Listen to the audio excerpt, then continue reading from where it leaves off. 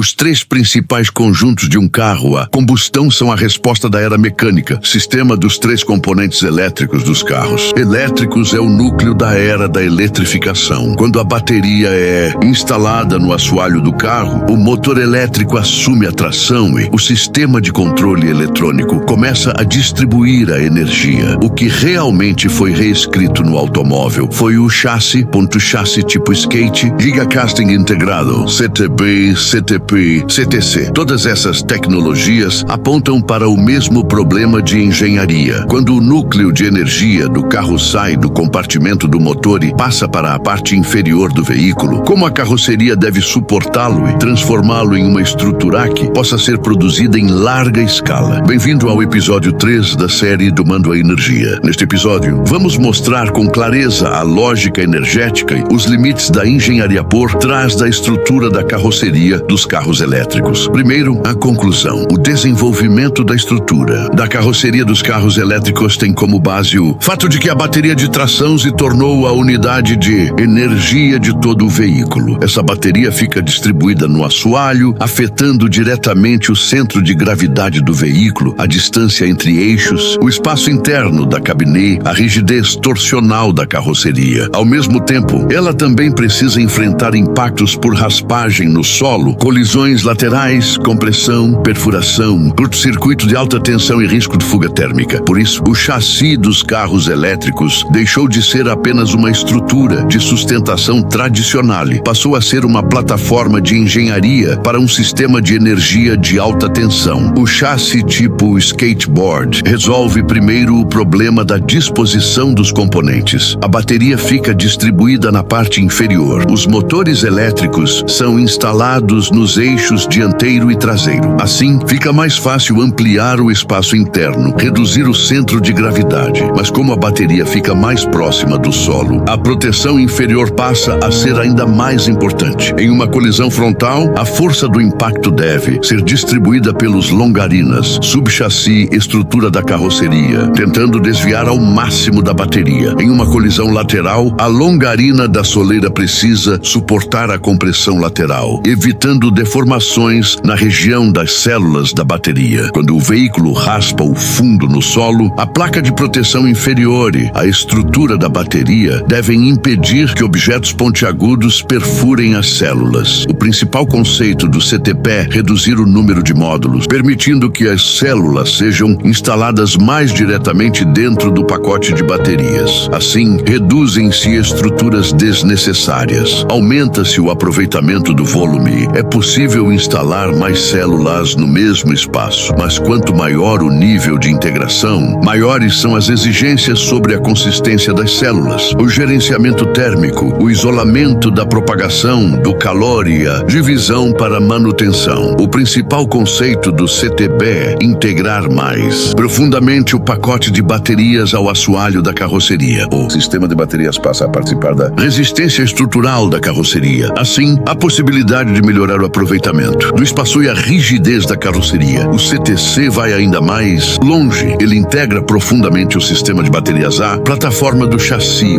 A bateria deixa de ser apenas um conjunto de energia instalado sobre o chassi. Ela passa a influenciar a resistência estrutural do veículo, a disposição do chassi, o caminho das forças durante uma colisão. As vantagens dessa tecnologia são diretas: mais economia de espaço, estrutura mais compacta e maior eficiência de integração. Mas como bateria, carroceria e chassi ficam mais integrados, o custo de manutenção, a precisão de fabricação e a avaliação estrutural após uma colisão também se tornam mais complexos. O gigacasting integrador resolve principalmente a eficiência de fabricação. Nos veículos tradicionais, a carroceria e o chassi são formados pela união de um grande número de peças estampadas e elementos de ligação. O gigacasting transforma várias peças em grandes componentes estruturais de liga de alumínio. Isso reduz a quantidade de peças, as etapas de soldagem e os erros de montagem. Mas quanto maior a peça fundida, maiores são as exigências sobre o fluxo do material, o custo dos moldes, o tratamento térmico, o rendimento da produção e o projeto de absorção de energia em colisões. Ela pode aumentar a eficiência da fabricação, mas também mudar a forma de reparar reparar o veículo após acidentese o custo de substituição. Por isso, a estrutura da carroceria dos carros elétricos depende da capacidade de integração de todo o sistema. Se a bateria cabe no veículo, se a carroceria suporta as cargas, se as forças da colisão podem ser distribuídas, se a fuga térmica pode ser isolada, se o sistema de alta tensão pode ser desligado rapidamente, se o custo de fabricação pode ser reduzido. Todos esses problemas, no fim, estão concentrados no chassi, na estrutura da carroceria. Do chassi tipo skateboard, da integração entre bateria e carroceria, a indústria automobilística está redistribuindo três coisas: dar espaço para a bateria, dar resistência para a estrutura e deixar os riscos sob responsabilidade da engenharia. Quando a bateria se torna a fonte de energia de todo o veículo, o chassi deixa de ser apenas a estrutura do automóvel e passa a ser o limite da engenharia na era da energia de alta tensão.